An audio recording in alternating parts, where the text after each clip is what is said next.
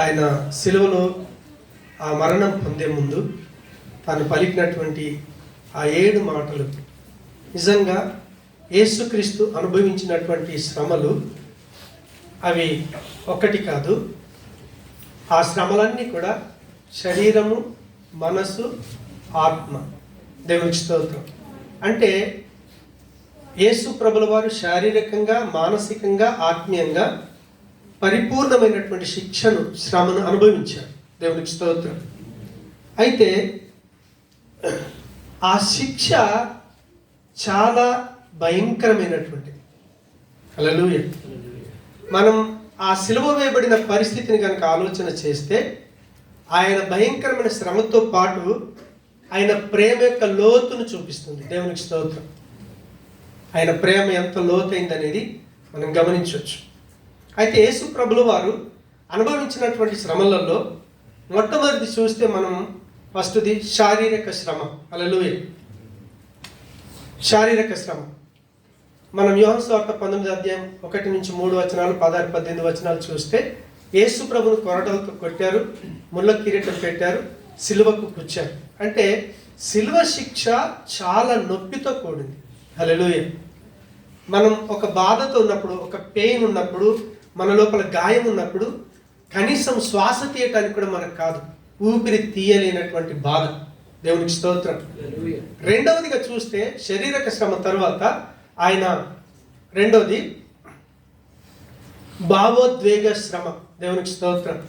అంటే వాస్తవంగా యేసు ప్రభుల వారిని తాను నమ్మినటువంటి యూదా మోసం చేశాడు. నేను నీ కొరకు పానం పెడతానన్నటువంటి పేతురు కూడా యేసు ప్రభు ఎవరు అన్నాడు. హల్లెలూయా. తెలియదు అన్నాడు, నిరాకరించాడు. శిష్యులు కూడా అందరూ విడిచిపోయారు. అంటే వాస్తవంగా ఆయన చివరికి ఒంటరి వాడైపోయాడు.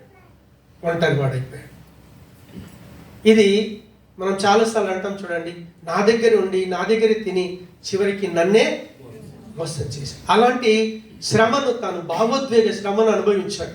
మూడవదిగా చూస్తే మనం ఆయన అవమానించబడ్డాడు, అపహాస్యం చేయబడ్డాడు. మీరు లూకాసు వార్త 23 అధ్యాయం 35-37 వచనాలు చూస్తే సైనికులు ఆయన ఎగతాళి చేసిర్రు, కొట్టిండ్రు, ఉమ్మేశారు. చివరికి అసలు రాజుగా ఉండవలసిన వారిని ప్రజల ముందు అవమానించారు. నిజంగా రాజులకు రాజు ఆయన, ప్రభులకు ప్రభుడు ఆయన. కానీ సంఘం ముందు, సమాజం ముందు ఆయన అవమానపరచబడ్డాడు. హల్లెలూయా. నాలుగవదిగా మనం చూస్తే ఆయన అన్యాయానికి గురయ్యాడు. నిజంగా పాపం లేదు ఆయన లోపల ఏది దొరకకుండా అబద్ధపు ఆరోపణతో ఆయన శిక్షించారు. అంటే నిజంగా న్యాయం అనేది ఆ తీర్పులో కనిపించలేదు, ఆయన అన్యాయం అయిపోయాడు. దేవునికి స్తోత్రం.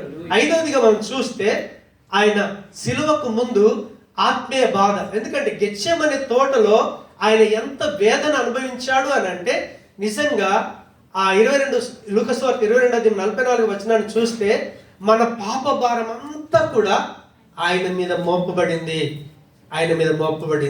దేవునికి స్తోత్రం. హల్లెలూయా.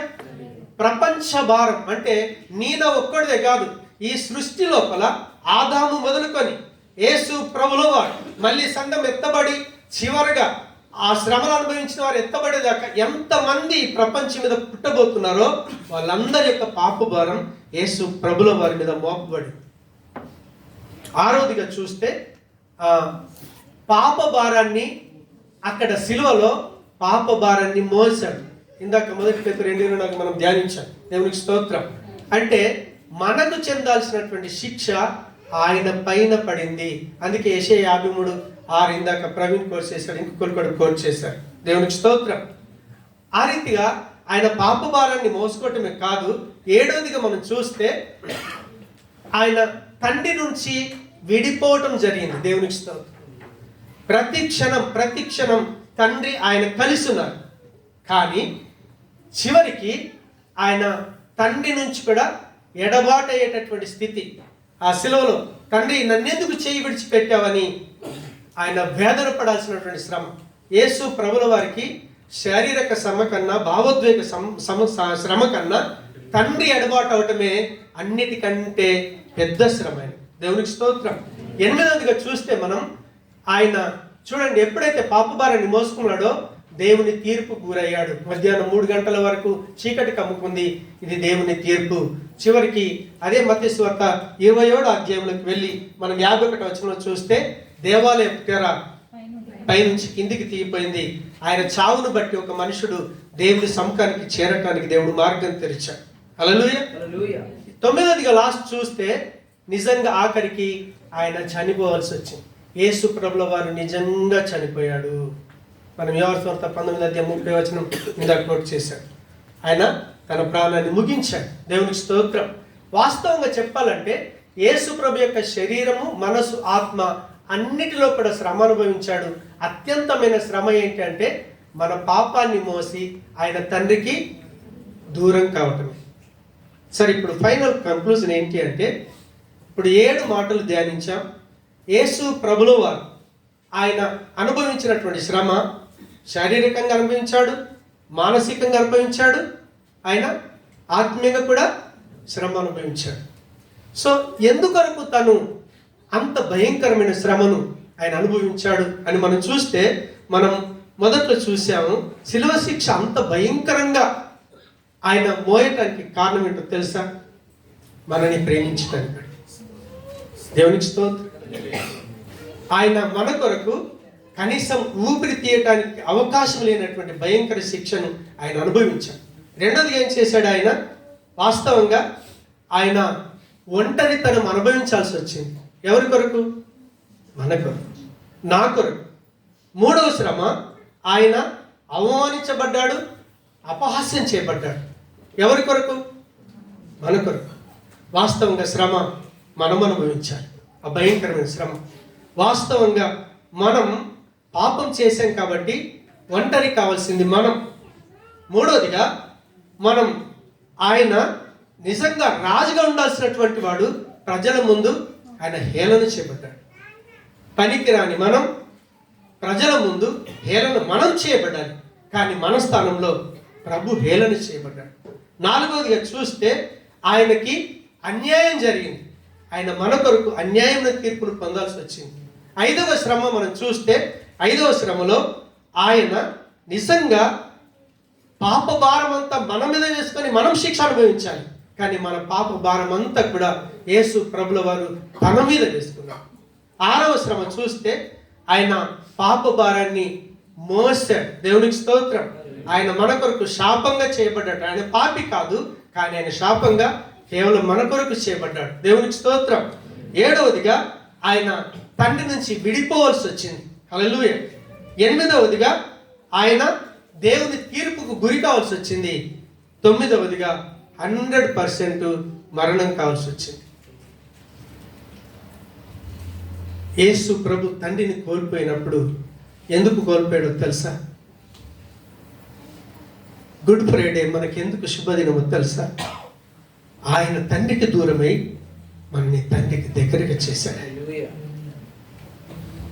తీర్పు స్థానంలో మనం నిలబడాలి, కానీ మన స్థానంలో ఆయన నిలబడ్డాడు. ఎందుకో తెలుసా? ఆయన స్థానాన్ని మనకి ఇవ్వడం. ఆయన దేవుని కుమారుడు కదా, కుమారుడి స్థానాన్ని మనకి ఇవ్వాలని మన స్థానాన్ని ఆయన ఎంచుకొని ఆయన స్థానాన్ని మనకివ్వటం కొరకు ఆయన చూపిన ప్రేమ, ఆయన అనుభవించినటువంటి శ్రమ. దేవునికి స్తోత్రం. ఒక్క మాట అంటే చిన్న అవమానాన్ని భరించలేము, కానీ రాజులకు రాజు మన కొరకు అవమానాన్ని భరించాడు. ఈ శిలువ త్యాగం ద్వారా, ఈ 7 మాటల ద్వారా ప్రతి సంవత్సరం గుడ్ ఫ్రైడే అనే 7 మాటలు ధ్యానించి వెళ్తున్నామే తప్ప, యేసు ప్రభుల వారు పనికి రాని మన కొరకు ఆయన దేన్ని విడిచిపెట్టుకున్నాడు తెలుసా? పరలోకాన్ని, దేవుడిచ్చిన సింహాసనాన్ని, దైవత్వాన్ని అన్నీ విడిచిపెట్టుకున్నాడు. రెండోది ఏం చేశాడో తెలుసా? ఎవడైనా పనికిరాని వస్తువు కొరకు ప్రాపర్టీ పెడతాడా? పనికిరాని మన కొరకు తన ప్రాపర్టీ అంతా పెట్టేశాడు. ఈరోజు ఆయన స్థానాన్ని నీకు ఇవ్వాలని మన స్థానాన్ని ఆయన తీసుకుని మన శిక్షను ఆయన భరించేసి శిక్ష లేని జీవితం ఇచ్చాడే. ఈరోజు క్రీస్తు కొరకు మనం దేన్ని విడిచిపెట్టుకుంటున్నాం? వ్యక్తిగతంగా ఆలోచించేయండి. మీరు పర్సనల్గా ఆలోచన చేయండి.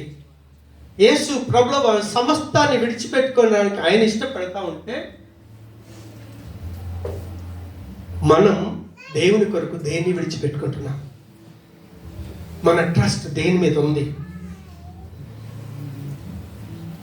ఆయన సింహాసనాన్ని మనకివ్వటం కొరకు దాన్ని వదులుకొని మన కొరకు వచ్చి మన కొరకు సింహాసనాన్ని ఇస్తే, చూడండి, ఆయన 33.5 సంవత్సరాల జీవితం మన కొరకు అర్పించుకున్నాడు. ఆయన మనం దేవుని కొరకు ఏం అర్పించుకుంటున్నాం? దేవుని కొరకు ఏం విడిచిపెట్టుకుంటున్నాం? పనికి రాని చెడ్డ గుణాలు విడిచిపెట్టుకోవటానికి నువ్వు ఇష్టపడుతున్నావా? ఆయన మన కొరకు చూడండి దైవత్వాన్ని విడిపించుకున్నాడు. పరిశుద్ధతను, నీతిని, న్యాయాన్ని అన్ని విడిచిపెట్టుకొని ఆయన పాపముగా చేయబడ్డాడే. ఈరోజు పాపులమైన మనం పరిశుద్ధులం అవటం కొరకని క్రీస్తు సమాప్తం చేసి ఆయన చేయాల్సిన పనంతా చేసి కేవలం ఆయనందు విశ్వాసం ఉంచడం ద్వారా ఈరోజు రక్షించబడి దేవుని పిల్లలమయ్యే భాగ్యాన్ని దేవుడు మనకిస్తే, ఈరోజు మనం దేవుని కొరకు నువ్వు దేన్ని విడిచిపెట్టుకుంటున్నావు? ఆలోచన చేయండి. మన చెడు గుణాలు విడిచిపెట్టుకుంటున్నామా? రహస్యంగా చేసే పాపాలని విడిచిపెట్టుకుంటున్నామా? దేవుని పిల్లలమని చెప్పుకొని దేవుని సముఖానికి వచ్చి అంతరంగముల పాపాన్ని కొనసాగిస్తున్నామా? ఎవరిని మోసం చేసుకుంటున్నావు? నిన్ను మోసపుచ్చుకుంటున్నావా? దేవుడు ఉచితమైన కృపలో నువ్వు చేసిన ప్రతి పాపాన్ని తన మీద వేసుకొని శిక్షను భరించి నిన్ను తప్పించేసి ఆయన జీవమును మనకిచ్చేసి ఆయన బిడ్డలుగా జీవించే అద్భుతమైన భాగ్యాన్ని దేవుడు మనకిస్తే, మన అనుదిన జీవితంలో మనం ఏం చేస్తున్నాం? తన సమయాన్ని, శరీరాన్ని, ప్రాణాన్ని సమస్త మన కొరకు ఇచ్చాడు. మీరు దేవుని కొరకు ఏం చేస్తున్నారు? కనీసం ప్రార్థనకైనా సమయం ఇస్తున్నారా? వాక్యం చదవటానికి సమయం ఇస్తున్నారా? సంఘ కార్యంలో దేని కొరకు మీరు, దేవుని పని కొరకు దేని కొరకు మీ సమయాన్ని వెచ్చిస్తున్నారు? ఆలోచన చేయండి. తన సొత్తు, తన ప్రాణం మన కొరకు ఇచ్చేస్తే మనం దేవుని కొరకు ఏమి ఇస్తున్నాం? ఆలోచన చేయండి. గుడ్ ఫ్రైడే ఉట్టికైనా రాలేదు. ఈ జీవితం మనం ఊరికైనా రాలేదు. ఉచితంగా ఆయన దేవుని బిడ్డ అయ్యే భాగ్యం ఇస్తే మనం దేవుని పిల్లలను చెప్పుకొని పాప పుస్తకంలో మనల్ని మనం దేవుడిచ్చినటువంటి దీవెనలను, ఆశీర్వాదాలని, దేవుడిచ్చినటువంటి ప్రత్యేకమైన స్థితిని మన చేతులారా పోగొట్టుకుంటున్నామా? దాన్ని కాపాడుకుంటున్నాం. 24 గంటలు ఎంత సమయం దేవుని కొరికిస్తున్నారు మీరు? ప్రాణమిచ్చి ప్రేమిస్తే ఆఫ్టర్ ఆల్ ఆయన ఉచితమైన కృపలో మనం సంపాదిస్తున్న డబ్బులు ఎంత మట్టుకు ఇవ్వగలుగుతున్నాం? చాలా విచారకరం. చాలాసార్లు దేవుని సముఖంలో మనం నిబంధన చేసుకుంటాం. అయ్యా ఇది చేస్తాను, ఇది కొనసాగిస్తాను, ఇది కొనసాగిస్తాను. దేవుడు ఒక నిబంధన చేసుకున్నాడు. యేసుప్రభువు ఆయన ఈ లోకానికి వచ్చి నేను మన కొరకు చచ్చిపోతానని చెప్పి ఆయన చనిపోయి తాను ఇచ్చినటువంటి మాటను నెరవేర్చాడు. మనం దేవుని సముఖంలో ఏ మాట ఇచ్చి కొనసాగిస్తున్నాం? ఆలోచన చేయండి. ఆలోచన చేయండి. ఆలోచన చేయండి. దేవునికి సమయం ఇవ్వండి. స్వార్థ చేయండి. క్షమించండి. ఇందాక ఫస్ట్ మాటలో మనం క్షమించినప్పుడట మనలో ఏమొస్తుందో తెలుసా? మనం క్షమించబడటమే కాదు, అది దేవుని యొక్క గుణ లక్షణాలు ఒకటి కాబట్టి దేవుని యొక్క స్వారూప్యం మనలో పరిపూర్ణమవుతుంది. క్షమించలేదు. ఎందుకొరకు? గుడ్ ఫ్రైడే వచ్చి 7 మాటలు ధ్యానించుకొని నేను బాగా చెప్పాను వెళ్ళిపోవటానిక? ఎవరిని మోసం చేసుకుంటున్నా? మీరు ఆలోచన చేయండి. దేవుని సముఖంలో నేను ఇప్పుడు చెప్తున్న మాట ఏంటి అంటే, సభ్యత్వం ఇస్తానని మీ ఇష్టపూర్వకంగా రాసుకున్నారు. అడిగితే భయంకరమైన మాటలు చెప్పటానికి నాకు సిగ్గేస్తుంది. ఆయన మీ వ్యాపారా? ఆయన మీకు డబ్బులు ఇచ్చి తిరిగి అడగమన్నాడా? మన ఇష్టపూర్వకంగా సంఘంలో ఒక మాట ఇస్తాం, నిబంధన మనం చేసుకుంటాం, నిబంధనని కొనసాగించలేం. అడిగితే ఆ రోజు నాకు కన్నీళ్ళు వచ్చాయి. ప్రభా, పిల్లలు ఎందుకు వస్తున్నారు సంఘానికి? జీవితాన్ని మార్చుకోవటానిక, ఏదో చూపించుకోవటానిక భక్తి జీవితం? దేవుని పట్ల ఎంత తీవ్రమైనటువంటి ఆవేశం మీకు ఉంది? నేను ప్రభు యొక్క స్వారూప్యంలో పరిపూర్ణతకు రావాలని మీరు ఎంత మట్టుకు ఆశపడుతున్నారు, ఆసక్తి కలిగి ఉన్నారు? మనం ఆసక్తి లేకపోతే నామమాత్రంగా వస్తాం, వెళ్ళిపోతాం. ఎన్నో గుడ్ ఫ్రైడేలు వస్తాయి, ఎన్నో ఈస్టర్లు వస్తాయి, క్రిస్మస్లు వస్తాయి, మన జీవితం అలాగే ఉండిపోతుంది. మారండి. ఇకనైనా మనం చేసేది దేవుని కొరకు ప్రేమపూర్వకంగా చేయాలి. ఒక వ్యక్తిని తీసుకురమ్మని అనుకోండి, ప్రేమపూర్వకంగా తీసుకురండి. ఆయన ప్రాణం పెట్టి ఆయన ప్రత్యక్షతలో 12 మంది శిష్యులను ఏర్పాటు చేసుకొని ప్రపంచానికి సువార్త అందించకపోతే ఈరోజు మనకి జీవితం లేదు. ఆయన శిష్యులే కావచ్చు, క్రైస్తవ మిషనరీలే కావచ్చు, వాళ్ళు ప్రాణం, ఆస్తి సమస్తం అప్పగించుకొని మనకు సువార్త అందించకపోతే ఈరోజు ఈ జీవితం లేదు, మనకి ఈ జీవితం లేదు. కాబట్టి క్రీస్తు సమస్తమైన త్యాగం చేసి మనని దేవుని పిల్లలుగా తయారు చేస్తే, దేవుని పిల్లలుగా ఉండాల్సినటువంటి మనం ఈరోజు ఏ రీతిగా జీవిస్తున్నాం? ఆలోచన చేయండి, ఆలోచన చేయండి. దయచేసి ఎవరికి వాళ్ళం దేవుడికి అప్పగించుకుందాం. ప్రభా, ఈ గుడ్ ఫ్రైడే నుంచైనా నా జీవితంలో ఒక మార్పు కావాలి.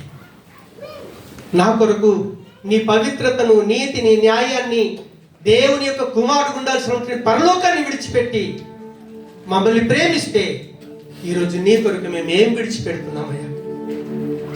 పనికి మాలినటువంటి చెడ్డ అలవాట్ల, పాపపు జీవితమా, చెడు తలంపుల, చెడు ఆలోచనల, దేవుని పిల్లలమని చెప్పుకొని పవిత్రంగా ఉండాల్సినటువంటి జీవితాన్ని, మనసును కలుషితం చేసుకొని, పాపం చేసుకొని పాపిగా జీవిస్తున్నావా? ఎన్ని రోజులు నీ జీవితాన్ని నువ్వు మోసం చేసుకుంటావు? ఎన్ని రోజులు మన జీవితాన్ని మనం మోసం చేసుకుంటాం? దేవుడు సమస్తం ఇచ్చి ప్రేమిస్తే మనమేమో కనీసం ప్రార్థన చేయలేని భయంకరమైన స్థితి, ఆయన మాటలు చదవలేని భయంకరమైన స్థితి, ఆయన కొరకు ఏమీ చేయలేని స్థితి, కనీసం సంఘానికి కూడా సమయానికి రాని స్థితి. ఎంత దౌర్భాగ్యమైన స్థితి ప్రభువా! ఈ స్థితి ఇక నుంచి నాకు వద్దు నాయన. నాకు సహాయం దయచేయి. నా కొరకు మీరు ఇంత సమస్తం చేసి నీ బిడ్డగా జీవించే భాగ్యం ఇచ్చావే.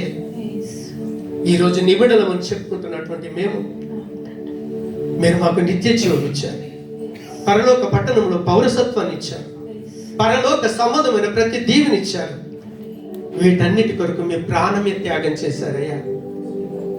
అవమానం పొందారు, భయంకరమైన శిలువ శిక్ష, ఒంటరితనం అనుభవించాల్సి వచ్చింది. రాజుగా ఉండవలసిన నీవే మామూలు ప్రజల ముందు అవమానించబడ్డావే, అన్యాయానికి గురయ్యావు. మా పాపమే కాదు, ప్రపంచ పాపమంతా, మా పితరుల పాపమంతా నీ మీద వేసుకున్నావు. మాకు చెందాల్సిన శిక్ష మీ మీద వేసుకున్నారు. తండ్రితో కలిసి ఉండాల్సిన మీరు మా కొరకు తండ్రి దూరం చేసి మమ్మల్ని తండ్రితో కలిపారయ్యా. దేవాన్ని తీర్పుకు గురయ్యాడు. పట్ట పగలు భయంకరమైన కటిక చీకటి, పాపులమైన మేము పరిశుద్ధతలో పవిత్ర స్థలములు అడుగు పెట్టుట కొరకు దేవాలయపు తెరను చింపివేశావు. అందుకే ఈరోజు పాపులమైన మేము నీ ఇంటికి వచ్చి నిన్ను తండ్రి అని పిలవగలుగుతున్నామయ్యా. మా కొరకు మరణం పొంది మాకు జీవమునిచ్చిన దేవుడు ప్రభా, కనీసం ఈ రోజు నుంచైనా మీరే రీతి అయితే మా కొరకు పరలోకాన్ని, దైవత్వాన్ని, నీ పరిశుద్ధతను, నీతిని, న్యాయాన్ని అన్నీ మా కొరకు పెట్టి మా పాపం మీ మీద వేసుకొని పాపిగా మారారే. ఈరోజు పాపులమైన మేము పరిశుద్ధులమయ్యాం. మేము ఈ రోజు నుంచి ఏమి విడిచిపెట్టుకోవాలో మా మనస్సాక్షి మాకు గద్దిస్తున్నప్పుడు వాటిని విడిచిపెట్టుకునే కృప దయచేయి. కనీసం ఈ రోజు నుంచి అయినా ప్రభా, నీకు ఇవ్వవలసిన సమయం, కనీసం సంఘంగా కూడుకోవడానికి సకాలంలో వచ్చేటటువంటి జీవితం ఈ భ్రష్టు పట్టిన జీవితం నుంచి మాకు విడుదల దయచే ప్రభా. సమయాన్ని, పరిస్థితులను మీరు అనుకూలపరచండి అయ్యా. 7 మాటల ద్వారా ఒక్కొక్క బిడ్డతో మీరు బయలుపరిచిన సత్యం ప్రభు, మా మనస్సాక్షి శుద్ధ అవుతుంది, దేవుని యొక్క స్వారూప్యం పరిపూర్ణమవుతుంది. క్షమించే జీవితాన్ని మాకు దయచేయండి. 2వ మాట ద్వారా నీ దగ్గర మాకు కృప దొరుకుతుందని, రక్షణ మాకు దొరుకుతుందని నువ్వు సెలవిచ్చావే. మేము కూడా అనేకులను రక్షించే వారం ఉండాలి దేవా. 3వ మాటగా నీ ప్రేమ బాధ్యతను గుర్తు చేసింది, ఆదరణలోకి ఇచ్చింది. నిజంగా నీ ప్రేమని మేము అనుభవిస్తే మేము కూడా బాధ్యత కలిగి ఒకరిని ఆదరించే మనసు దయచేయండి. సంఘంలో ఉన్న బిడ్డలను ఆదరించేటటువంటి బాధ్యత కలిగిన ప్రేమను మాలో మీరు దయచేయండి. 4వ మాట ప్రభా, మా కొరకు నువ్వు తండ్రిని దూరం చేసుకున్నావు. మా పాపాన్ని మీరు భరించాలి కాబట్టి తండ్రి చెయ్యి విడువబడింది. ఎంత భయంకరమైన శ్రమ నాయన. మా కొరకు నువ్వు అంత శ్రమ పొందితే ఈరోజు పరిశుద్ధమై ఇంకొకరి నీ దగ్గర నడిపించిన కొరకు మేమెంత శ్రమ పడుతున్నామయ్యా, కనికరించండి. 5వ మాట ద్వారా దేవా, నిజంగా మేము ఆత్మల కోసం దాహం కలిగి ఉన్నాము. మా కళ్ళ ముందు ఎంతో కోత విస్తారం ఉంది, సహాయం చేయండి. నీ రక్షణ సువార్త ప్రకటించే భాగ్యం మీరు దయచేయండి స్వామి. నశించిపోతున్న ఆత్మలకు మేము లెక్క చెప్పవలసిన వారమే ఉన్నాము. ఆ తీర్పును మీ ముందు నిలబడకుండా సువార్త చేసే భాగ్యం మీరు దయచేయండి దేవా. మీకు వందనాలు తండ్రి. నిజంగా మీకు అప్పగించిన పనంతా మీరు పూర్తి చేశారే. మీరు మమ్మల్ని ఎందుకు రక్షించుకున్నారో, మీరు మాకు అప్పగించినటువంటి సంఘంలోని బాధ్యతల్ని కూడా అయ్యా నెరవేర్చి మా జీవితాన్ని ముగించాలి. ముగింపు చాలా ప్రాముఖ్యమైనదన్నారు. బిడ్డల హృదయాలను ప్రేరేపించండి. చివరికి ఏది ఏమైనా ప్రభా, మా ఆత్మను నీకే అప్పగించుకోవాలి. సహాయం చేయండి. అలాంటి జీవితం ఇచ్చి మీరు మహిమ పొందమని. అయ్యా, ఇంకెవరైనా నిన్ను అంగీకరించలేని స్థితిలో ఉన్నారేమో, నువ్వు సెలవు వేయబడింది అయ్యా. మాకు ప్రాణాత్మ శరీరం ఇచ్చిన తండ్రితో అయ్యా ఐక్యం చేయడం కొరకు, జతపరచబడటం కొరకు నీ స్థానాన్ని మాకిచ్చి మేము దేవుని పిల్లలుగా జీవించే భాగ్యం ఇచ్చాం. ఆ భాగ్యం ఇంకా రక్షణ లేని బిడ్డలకు దయచేయమని యేసు నామమున ప్రార్థిస్తున్నాము తండ్రి. ఆమేన్.